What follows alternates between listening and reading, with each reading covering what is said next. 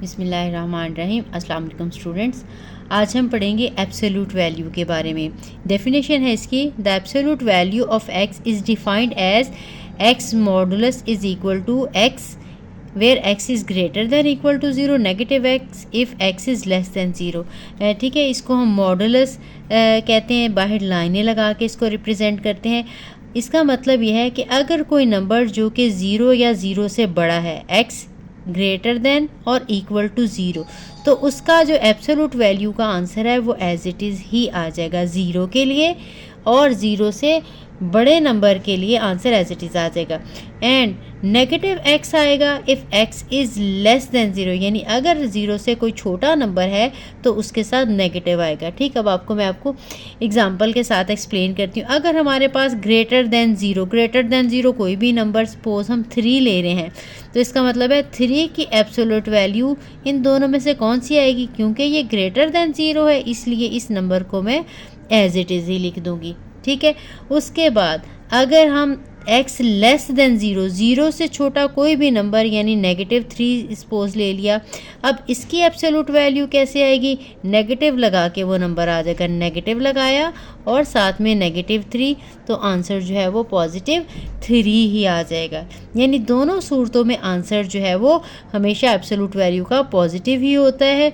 Positive value हो तो as it is आ जाएगा, अगर नेगेटिव वैल्यू हो तो उसके साथ एक नेगेटिव लगाते हैं इजाफी, जिससे आंसर वो पॉजिटिव हो जाता है। ठीक, आई होप आपको इसकी समझ आ गई होगी। इसके बाद हम एब्सोल्यूट वैल्यू जो क्वाड्रेटिक इक्वेशन है उनको सॉल्व करना सीखेंगे।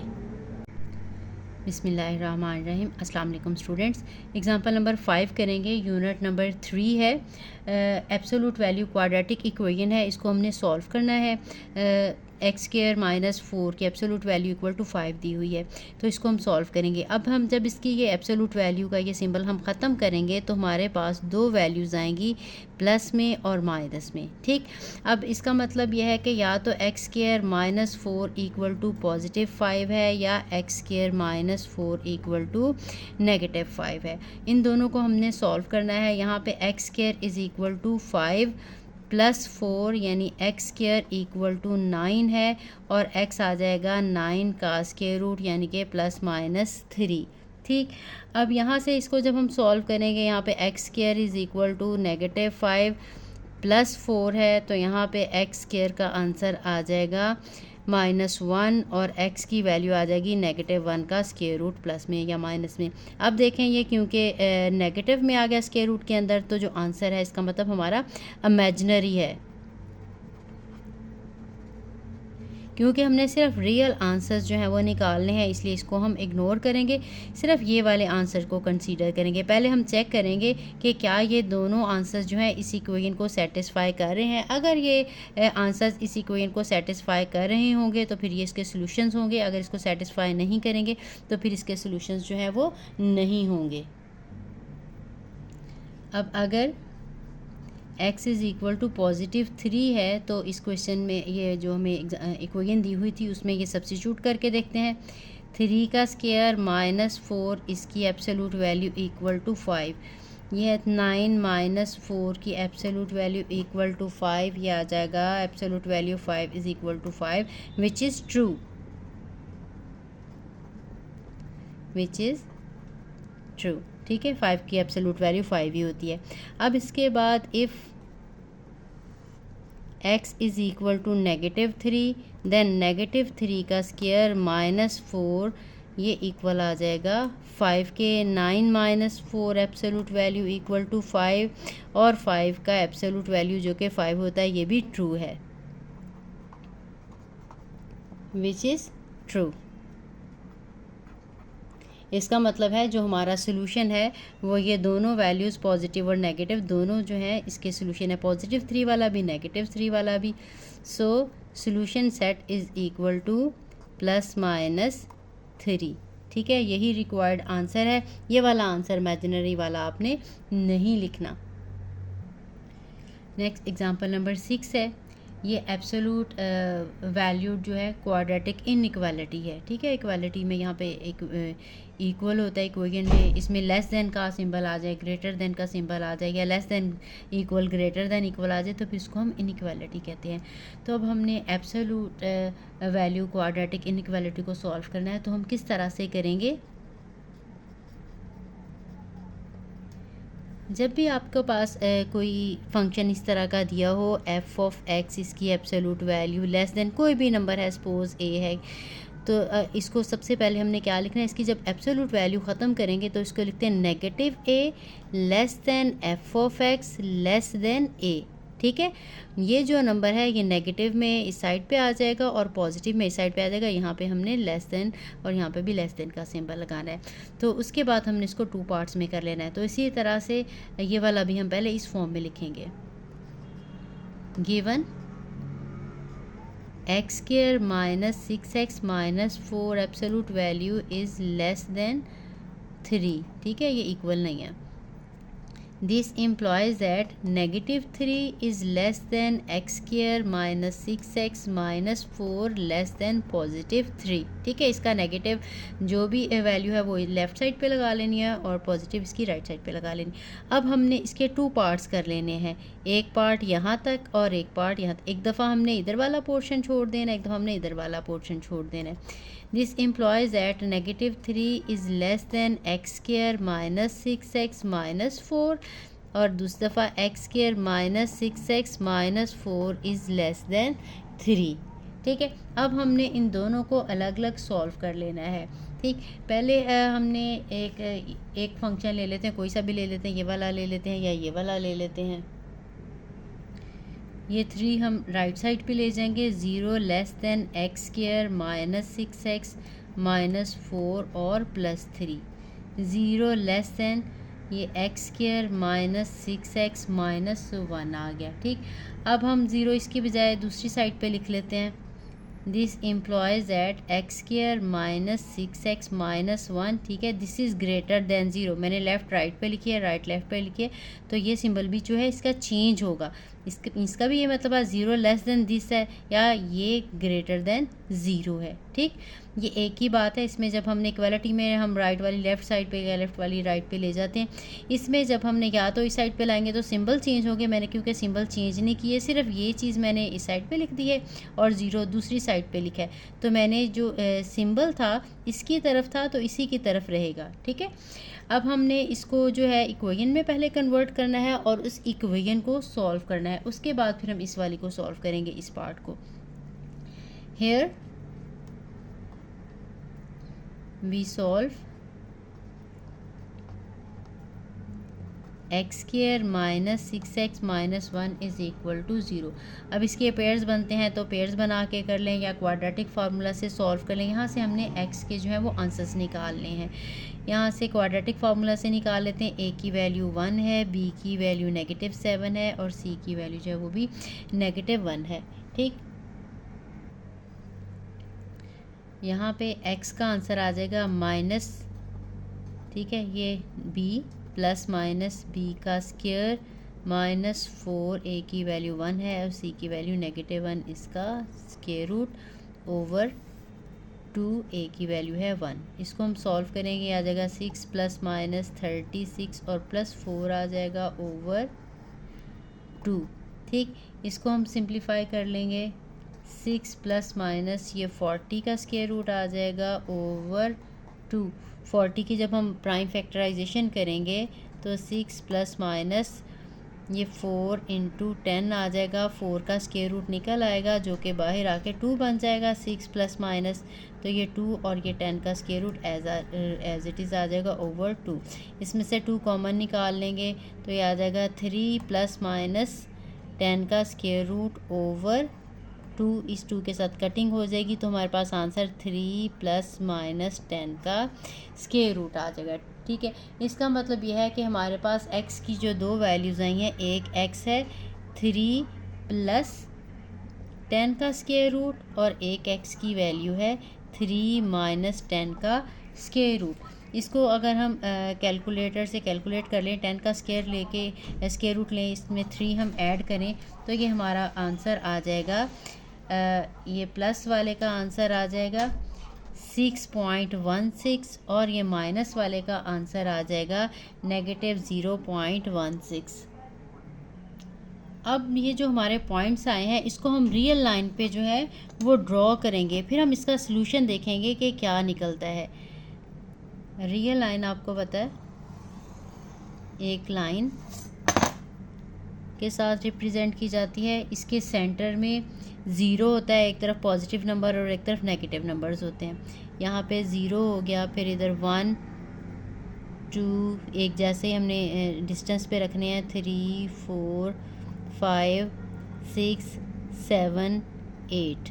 ठीक, दूसरी साइड पे हम लगाएंगे -1 -2 -3 -4 -5 -6 -7। इस साइड पे नेगेटिव इन्फिनिटी है और इस साइड पे पॉजिटिव इन्फिनिटी है। ठीक, अब ये हमारे पॉइंट ये देखें कहाँ पे आएंगे, -1.6।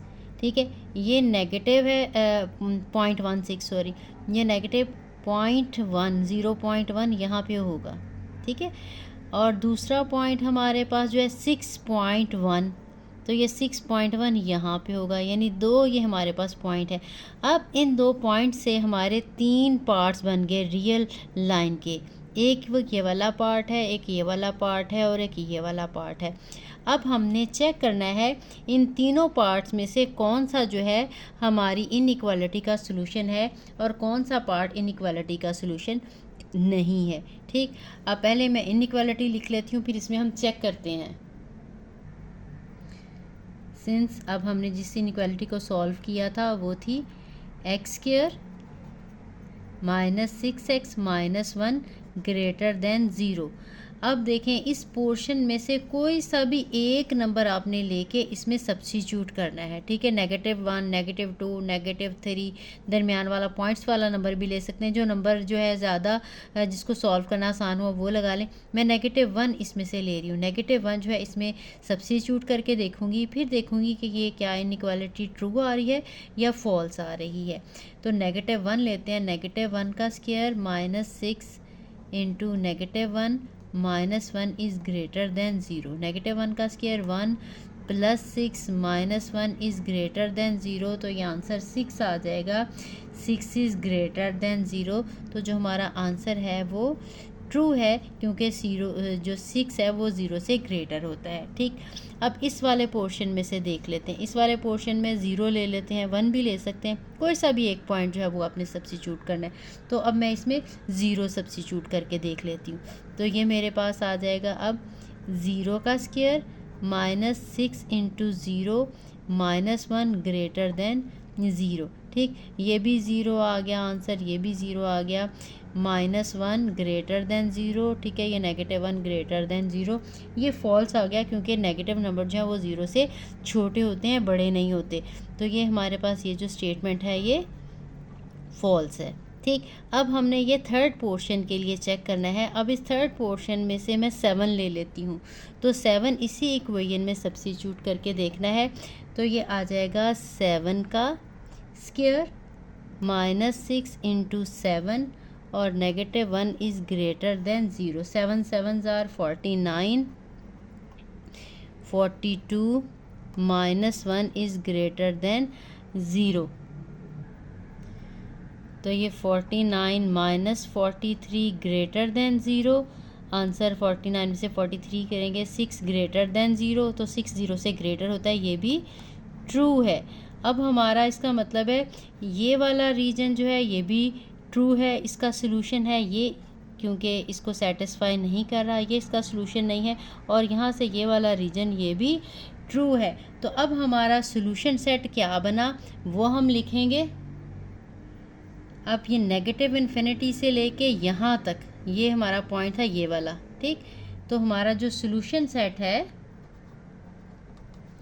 वो है नेगेटिव इन्फिनिटी से लेकर इस पॉइंट तक। ठीक है, ये पॉइंट इसको मैं लिख रही हूँ, इसकी एग्जैक्ट वैल्यू 3 - 10 का स्क्वायर रूट। यूनियन। अब ये वाला पोर्शन है ये कहाँ से स्टार्ट हो रहा है, यहाँ से, और ये वैल्यू है 6.16 जो है कि है 3 + 10 का स्क्वायर रूट, और ये कहाँ तक जाता है, ये पॉजिटिव इन्फिनिटी तक। ठीक, अब ये मैंने ये दोनों नंबर शामिल नहीं किए सोल्यूशन में, क्योंकि हमारे पास जो इक्वालिटी थी इसमें सिर्फ लेस और ग्रेटर था, इसमें इक्वालिटी नहीं थी। अगर इक्वालिटी होगी तो ये नंबर शामिल होगा, अगर इक्वालिटी नहीं है तो फिर ये बाउंड्री पॉइंट जो है वो शामिल नहीं होंगे। जो पॉइंट शामिल ही होता हम छोटी ब्रैकेट लगाते हैं, या फिर हम बाहर की तरफ जो है स्क्वायर ब्रैकेट का फेस जो है वो कर देते हैं। तो ये जो है हमारी पहली इनइक्वालिटी थी, उसका हमारा ये वाला सोल्यूशन आया है। अब हम दूसरी इनइक्वालिटी निकालेंगे और फिर इन दोनों का हम इंटरसेक्शन लेंगे। अब ये देखें, हमने ये वाली इनइक्वालिटी सॉल्व कर ली थी इधर वाली, और अब हमने ये वाली इस साइड वाली इनइक्वालिटी को सॉल्व करना है। तो ये इक्वेशन है हमारी x² - 6x - 4 < 3। तो इसको अब हम सॉल्व करेंगे। इसमें भी 3 को हमने इस साइड पे ले आना है, तो ये x² - 6x - 4 - 3 < 0। तो ये हमारे पास इक्वेशन बन जाएगी, इनइक्वालिटी बन जाएगी -6x - 7 < 0। तो इसमें भी पहले हमने इसको इक्वेशन में कन्वर्ट करना है, वहाँ से हमने सॉल्यूशंस निकालने हैं, और फिर हमने रियल लाइन के ऊपर देखना है कि कौन सा वाला पोर्शन जो है वो इसका सॉल्यूशन है। नाउ we consider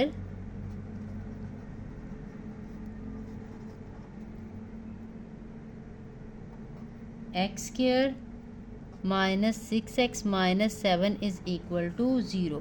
ठीक है, अब इसके पेयर्स बना के सॉल्व कर लें, या इसको क्वाड्रेटिक फार्मूला लगा लें, इसके इजीली पेयर्स बन जाते हैं, इसलिए वहीं से इसको हम निकाल के सॉल्यूशंस निकाल लेते हैं। x² इसके दो पेयर्स बन जाएंगे, एक तो 7x आएगा और एक +x आएगा। ठीक है, -7 = 0। x कॉमन ले लेंगे, x - 7, यहाँ से 1 कॉमन ले लेंगे, x - 7 = 0। x - 7 और x + 1 = 0। x - 7 = 0 and x + 1 = 0। यहाँ से x का आंसर 7 आ जाएगा, और यहाँ से x का आंसर जो है वो -1 आ जाएगा। अब हमने अगेन जो है वो रियल लाइन जो है वो ड्रॉ करनी है। उसके बाद हमने दोनों जो पहले वाला सॉल्यूशन निकाला था और जो अब वाला सॉल्यूशन निकाला है, इन दोनों का हमने इंटरसेक्शन लेना है। दोनों का जो कॉमन सॉल्यूशन है वो हम लिखेंगे। अब ये हमारे पास रियल लाइन है, ये हमारे पास 0 है, -1, -2, -3, -4, -5, -6, और यहाँ पे 1 2 3 4 5 6 7 और 8। ठीक है, इस साइड पे पॉजिटिव इन्फिनिटी है और इस साइड पे नेगेटिव इन्फिनिटी है। अब हमारी वैल्यूज़ हैं -1, एक ये पॉइंट है, और एक वैल्यू है हमारी 7, ये है। पहले इसमें से देखना है कि हमारा जो है सॉल्यूशन वो क्या है। अब ये भी हमारे 3 पोर्शन बन गए हैं, इन्हीं में से बिल्कुल जैसे हमने पहले चेक किया था, कोई वैल्यू लेके हमने चेक करना है कि कौन सा जो है सेटिस्फाई कर रहा है इस इनइक्वालिटी को, ये जो हमने पहले ये वाली ली थी। ठीक है, इस इनइक्वालिटी को चेक करना है। तो इनइक्वालिटी पहले मैं यहाँ पे लिख रही हूँ, सिंस x² - 6x - 7 < 0। तो ये तीनों पोर्शंस में से मैंने इसमें वैल्यू सब्स्टिट्यूट कर करके चेक करनी है कि कौन सी जो है वो ट्रू है। यहाँ से हम वैल्यू जो है वो -2 ले लेते हैं, -2 सब्स्टिट्यूट करेंगे, -2 का स्क्वायर -6 × -2 -7 < 0। तो ये हमारे पास आ जाएगा 4 + 12 -7 < 0। ये 16 - 7 < 0। तो ये आ जाएगा 9 < 0। ये देखें 9 < 0 नहीं होता, ये फॉल्स आ गई हमारी कंडीशन। ठीक, अब इसके बाद दूसरे वाले सेक्शन में से चेक करते हैं। इस वाले में से जो आसान वैल्यू लगे वो आप लगा लें, 0 लगा लें या 1 लगा लें। 0 लगा लेते हैं, तो ये आ जाएगा 0 का स्क्वायर -6 × 0 -7 < 0। तो ये आ जाएगा 0 -0 -7 < 0, -7 < 0, -7 जो है वो < 0 ही होता है, विच इज़ ट्रू। ठीक है, इसका मतलब है ये सोल्यूशन नहीं था, ये वाला पोर्शन सोल्यूशन है यहाँ से यहाँ तक। अब इस पोर्शन में से चेक कर लेते हैं हम, 8 लगा लेते हैं और चेक कर लेते हैं आंसर को। 8 लगा लें या 8 से बड़ा 9 लगा लें, 10 लगा लें, कोई भी इधर से हमने नंबर लगा के चेक करना है, आपकी अपनी मर्ज़ी है। तो मैं यहाँ पे 8 लगा लेती हूँ। 8 square minus 6 into 8 minus 7 is less then 0। यहाँ पे 64 आ जाएगा, यहाँ पे 48 आ जाएगा, -7 लेस देन 0। तो ये 64, ये -55 लेस देन 0। अब माइनस कर देते हैं 64 में से 55, तो आंसर आ जाएगा नेगेटिव पॉजिटिव 9 आ जाएगा, क्योंकि ये बड़ा है विच इज़ लेस देन 0। अब 9 तो 0 से लेस नहीं होता, तो ये भी फॉल्स हो गई हमारी स्टेटमेंट। ठीक है, इसका मतलब यह है कि ये सोल्यूशन है और ये दोनों पोर्शन जो है वो सोल्यूशन नहीं है। तो अब हमारा जो सोल्यूशन सेट है वो हमारा -1 से लेके 7 तक सारा इंटरवल है। ठीक है, ये दरमियान वाला -1 से लेके 7 तक। पहले वाले में हमारे साइड्स वाले जो सोल्यूशन थे वो सेटिस्फाई करे थे, इसमें हमारा दरमियान वाला सोल्यूशन जो है वो सेटिस्फाई करा। अब हमने ये वाला सोल्यूशन जो हमने सोल्यूशन पहले निकाला है, इन दोनों का इंटरसेक्शन यानी दोनों का जो कॉमन पार्ट है वो चेक करना है। इसको ज़रा ध्यान से समझिएगा। अब ये देखिए, जो हमने पहले सोल्यूशन सेट निकाला है इसकी लेफ़्ट वाली इनइक्वालिटी का, वो हमारा ये वाला सोल्यूशन आया था। ठीक, अब हमने इसका इसके साथ इंटरसेक्शन लेना है, यानी दोनों का जो कॉमन है वो लेना है। अब हमारा जो सोल्यूशन सेट